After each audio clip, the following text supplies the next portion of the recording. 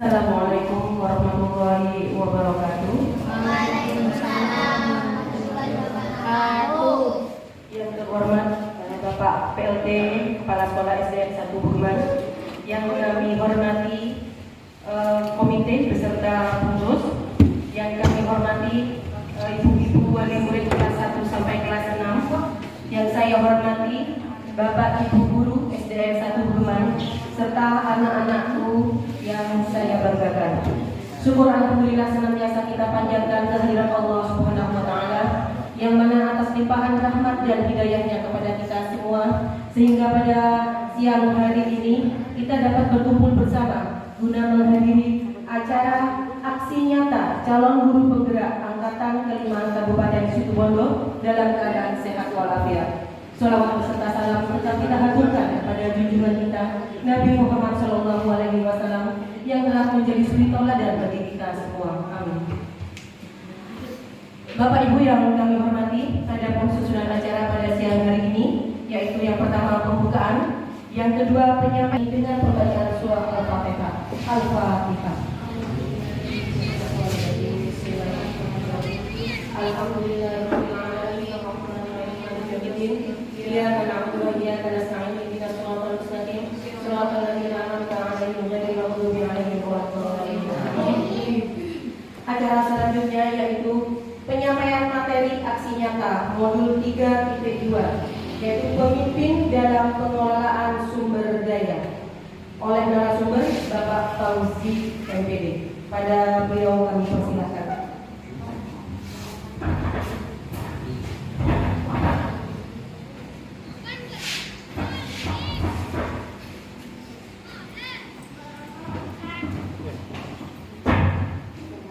Assalamualaikum warahmatullahi wabarakatuh. Waalaikumsalam warahmatullahi wabarakatuh. Yang kami hormati Bapak Ibu Komite beserta pengurus, Bapak Ibu wali murid kelas 1 sampai kelas 6, Bapak Ibu guru serta anak-anakku sekalian yang saya banggakan. Puji syukur alhamdulillah pada kesempatan saya walafiat dan waktu terakhirnya kita syukuri bersama dengan ucapan alhamdulillahirabbil alamin. Shalawat beserta salam marilah selalu kita haturkan kehadiran baginda Rasul Nabi besar Muhammad sallallahu alaihi wasallam. Bapak, Ibu dan anak-anakku sekalian, pada kesempatan kali ini Pak Fauzi selaku calon guru penggerak angkatan 5 Kabupaten Situbondo ingin menyampaikan aksi nyata terkait materi pemimpin simak bersama Bukit. Pada hari ini, apapun perubahan kecil itu, jika setiap guru melakukannya secara serentak, maka kapal besar bernama Indonesia ini pasti akan bergerak. Itu adalah quote dari Bapak Nadiem Makarim. Artinya apa?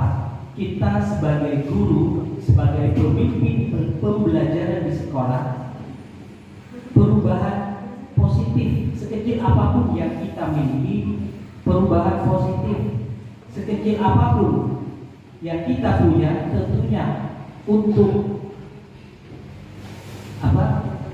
kemaslahatan bersama, kebermanfaatan bersama. Jika itu kita lakukan di sekolah, semua guru melakukannya secara sadar tanpa paksaan, maka Indonesia ini akan semakin maju ke depan, khususnya dalam dunia pendidikan. Bapak Ibu, kita ketahui sekolah adalah sebagai ekosistem. Jika diibaratkan sebagai ekosistem, sekolah adalah sebuah bentuk interaksi antara faktor biotik dan faktor abiotik. Faktor biotik di sini contohnya adalah faktor hidup seperti Bapak Ibu guru, siswa-siswa, wali murid dan lain sebagainya. Sedangkan faktor abiotik faktor hidup di sini adalah keuangan dan sarana prasarana. Itu contoh dari faktor-faktor abiotik. Kedua unsur biotik dan abiotik tentunya akan saling berinteraksi satu sama lainnya sehingga mampu untuk menciptakan hubungan yang selaras, hubungan yang harmonis. Ketika sekolah, ketika Bapak Ibu guru, ketika wali murid beserta semua ekosistem menjadi satu, punya cita-cita yang sama, punya visi yang sama, secara otomatis sekolah tersebut akan maju ke depan. Saling membutuhkan keterlibatan antara satu dengan yang lainnya. Jadi sebagai guru, sebagai pemimpin pembelajaran untuk murid, bagaimana kita bisa memberdayakan setiap sumber daya yang ada di sekolah kita ini, yaitu dengan cara apa? Dengan cara memetakan 7 aset modal yang dimiliki oleh sekolah. Nah, bagaimana cara memetakan 7 aset modal tersebut? Perlu kita ketahui bersama di sini. Modal dasar untuk memetakan 7 aset kekuatan sebagai pemimpin pembelajaran melalui pendekatan berbasis aset atau kekuatan, bukan berbasis pada kekurangan atau masalah. Nah, di sini ada kriteria bagaimana kekuatan yang berbasis pada kekurangan maupun berbasis pada kekuatan. Yang akan kita bicarakan di sini yaitu tentang berbasis pada kekuatan. Sebagai contoh, ketika kita akan melaksanakan sebuah program, yang harus kita utamakan adalah biayanya dapat dari mana, bukan seperti itu, tetapi bagaimana program itu bisa berjalan dengan baik, program itu dapat bermanfaat nantinya untuk anak-anak didik kita yang nantinya akan membawa kemajuan bagi sekolah kita. Yang kedua, dengan cara pendekatan A, B, C, D, Asset Based Community Development, atau kalau diindonesiakan adalah pengembangan komunitas berbasis aset. Sekolah sebagai ekosistem merupakan wadah bagi seorang pemimpin pembelajaran untuk mengembangkan sekolah dengan berbagai inovasi yang digarisbawahi pengembangannya melalui inovasi, baik itu inovasi dalam pembelajaran maupun inovasi-inovasi yang lain yang dimiliki oleh aset-aset sekolah. Nah, pendekatan ABCD ini selaras dengan pemikiran Ki Hajar Dewantara, di mana beliau menyebutkan atau menuturkan bahwa pendidikan adalah menuntun segala kodrat yang ada pada anak-anak didik kita agar mereka mencapai cita-cita, mencapai keselamatan, mencapai kebahagiaan yang setinggi-tingginya, baik itu sebagai individu maupun sebagai anggota masyarakat.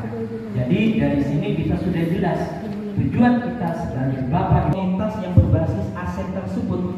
Yang pertama yang sudah saya lakukan ini yaitu mempraktikkan dialog berkelanjutan dan partisipasi anggota masyarakat.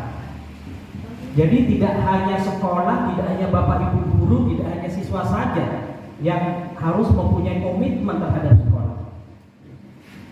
Warga sekitar pun, masyarakat sekitar pun, tokoh-tokoh masyarakat yang ada di lingkungan sekolah kita, khususnya bapak ibu wali murid, juga harus ikut andil untuk memajukan sekolah ini. Yang kedua, menumbuhkan komitmen terhadap tempat, bagaimana perilaku memperkuat koneksi warga yang baik komunitas, lingkungan, dan ekonomi. Kalau saya lihat di sini hubungan antara sekolah dengan wali murid, hubungan sekolah dengan komite sekolah dan pengurus, hubungan sekolah dengan warga sekitar, saya kira sudah sangat baik dan perlu kiranya kita jaga keberlangsungan ini, keharmonisan ini untuk kedepannya agar lebih bagus dan lebih harmonis lagi. Yang ketiga, membangun koneksi dan kolaborasi. Bagaimana sekolah mendorong perencanaan dan tindakan secara kolaboratif. Selain Bapak Ibu wali murid, selain warga sekitar, sekolah juga sudah banyak melakukan yang ada. Jadi nanti kita lihat, kita berdayakan aset-aset apa saja, kekayaan-kekayaan apa saja yang dimiliki oleh sekolah kita ini. Yang kelima, membentuk masa depan.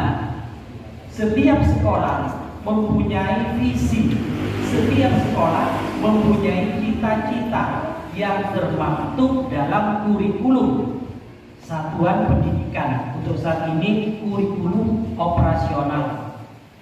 Jadi semua sekolah pasti memiliki cita-cita apa yang hendak dicapai bersama agar sepenuhnya sekolah mendukung. Yang ketujuh, merangkul perubahan dan bertanggung jawab. Ini adalah salah satu bagaimana sekolah merubah mindset, merubah pola pikir kita sedikit demi pimpinan lokal, khususnya baik itu kepemimpinan yang harus dimiliki oleh guru-guru maupun kepemimpinan nantinya yang akan dimiliki oleh siswa-siswa kita. Nah, Bapak Ibu dan anak-anak sekalian, inilah ketujuh aset atau modal utama yang harus kita kembangkan di sekolah kita. Yang pertama adalah modal manusia, yang kedua modal sosial, yang ketiga modal fisik, yang keempat modal alam atau lingkungan, yang kelima finansial, politik, dan yang terakhir adalah modal agama dan budaya. Ini mesti ada di setiap sekolah dan harus dikembangkan kekuatan-kekuatan yang ada di sekolah kita. Kita lihat satu persatu modal-modal tersebut untuk apa. Yang pertama, modal manusia, sumber daya yang berkualitas, sumber daya manusia dengan pengetahuan, dengan kecerdasan, keterampilan yang ada di komunitas masyarakat dan lingkungan sekitar. Contohnya apa? Nanti akan sebutkan. Yang kedua ini untuk berkebun, danau atau empang yang ada di area sekolah kita. Yang keempat, modal sosial. Di sini bisa dalam bentuk norma atau aturan-aturan yang mengikat warga masyarakat, biasa dalam bentuk kelompok, komunitas, institusi, lembaga, asosiasi, dan sebagainya. Yang kelima adalah modal politik. Nah, ini bukan berarti sekolah harus berpolitik, tidak. Artinya di sini berkaitan dengan kebijakan-kebijakan yang dikeluarkan oleh sekolah berdasarkan atas kekuasaan yang dimiliki oleh bapak atau ibu kepala sekolah. Kemampuan kelompok untuk mengaruhi distribusi sumber daya. Contohnya, kepala sekolah yang akan menggunakan kewenangannya untuk membuat kebijakan-kebijakan yang mengakomodir kepentingan warga sekolah dan kepentingan untuk peningkatan kualitas pembelajaran yang tentunya berpihak pada murid. Yang keenam adalah modal finansial. Modal finansial itu apa? Itu dukungan keuangan untuk membiayai proses pembangunan dan proses kegiatan. Ya, hadir budaya dan agama. Agama bisa dalam bentuk tokoh masyarakat, institusi, atau lembaga ritual keagamaan UKS dan berpengalaman. Di sini kebetulan belum ada kepala sekolahnya secara definitif. Saya hanya sebagai PLT di sini sambil menunggu Bapak Kepala Sekolah yang akan menggantikan. Ya mudah-mudahan kalau misalkan tetap, saya tetap di sini. Kalau misalkan harus pindah, mengikuti alur yang ada. Yang kedua, kualifikasi pendidikan guru. 100% Bapak Ibu guru yang ada di SDN 1 Burman itu sudah S1, sudah sarjana pendidikan. Jadi tidak usah kita ragukan lagi kualitas serta kuantitas guru secara profesional di SDN 1 Burman. Yang ketiga, beberapa guru memiliki keahlian khusus di bidang seni, IT, dan olahraga. IT merupakan kewajiban yang harus dimiliki oleh Bapak dan Ibu guru, mengingat teknologi yang semakin pesat berkembangnya. Yang kedua, modal sosial. Modal sosial yang kita miliki, seorang kepala sekolah harus mengikuti atau aktif dalam MKKS. Jadi MKKS kalau SMP dan SMA. Sedangkan untuk SD itu K3 SD, kelompok kerja kepala sekolah dasar. Jadi semua kepala sekolah yang ada di Kecamatan Geden wajib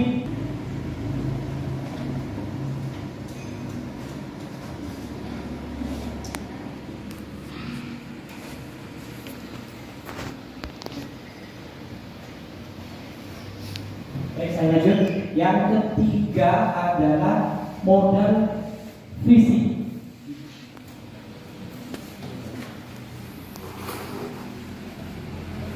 Modal fisik yang kita miliki yaitu sarana prasarana adalah modal politik.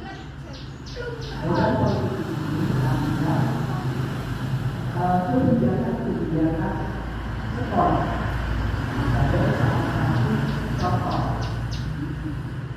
Aturan pada saat masuk sekolah, aturan ketika pulang sekolah, aturan ketika berapa sekolah dengan alasan tertentu ya sangat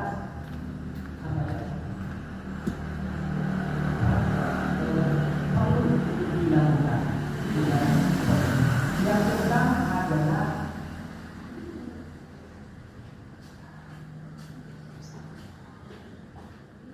Yang kedua adalah modal alam atau lingkungan. Alam yang ada di lingkungan sekolah kita ini adalah ada bukit. Kita memanfaatkan bukit yang ada di ini dengan maju atau harus ada ininya, harus ada itunya. Itu maunya seperti apa? Ya. Bertambah apa? Apa yang harus diolah di sekolah ini atau harus dimunculkan di sekolah ini? Contohnya apa? Ditambah kantin. Kantinnya sudah ada, tinggal tempatnya ya. Tinggal tempatnya yang belum ada. Mungkin dari Bapak Ibu guru cita-cita ke depan musola ditambah musola, karena setiap kita sholat pasti di kelas atau di ruang kelas. Mungkin dari paguyuban apa yang ingin ditambah atau kita kelola untuk kemajuan tentunya. Ini apa sekolah ini ditambah banyak? Apa ditambah gurunya supaya lebih banyak lagi? Baik, bagaimana ke depan kita sebagai ekosistem sekolah bisa memanfaatkan 7 aset atau 7 modal yang sudah kita punya. Kita sudah punya 7 aset ini, kita sudah ada 7 modal ini. Tinggal bagaimana kita memaksimalkannya, potensi-potensi yang ada di dalamnya. Mungkin hanya itu saja perwakilan dari saya. Anak didik kita di SDN 1 Bukulan. Dan juga saya selaku pembawa acara, mohon maaf bila ada tutur kata yang kurang berkenan di hati Bapak Ibu sekalian. Saya akhiri. Wassalamualaikum warahmatullahi wabarakatuh. Bapak Ibu tetap di tempat, anak-anak juga tetap di tempat ya.